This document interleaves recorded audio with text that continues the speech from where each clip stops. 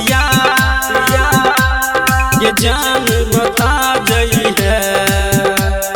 छोड़िए के हमारा के चल जबही ससुरवा साथ जहर दे के जाई है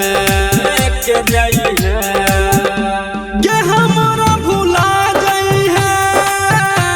ये छोड़िया भुला गई है ये हमारा भुला गई है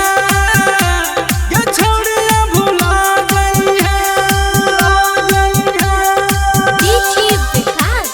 बेतिया हमारा भुला गई है तोरा बिना नहीं जी पाऊंगे जहर जुदाई के पीवाऊंगे तोरा बिना नहीं जी पाऊंगे जहर जुदाई के पीवाऊंगे माया एलौन दोसरा के घर बसैले गे जान तो ना रहबै छोड़िए के हमारा के चल जबही ससुरवा साथ जहर दे के जई है ये हमारा भुला गई है ये छोड़िया भुला गई है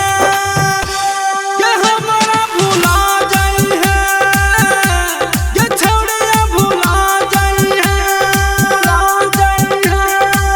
माँ दहला रिकॉर्डिंग स्टूडियो किसान चौक सुपौल।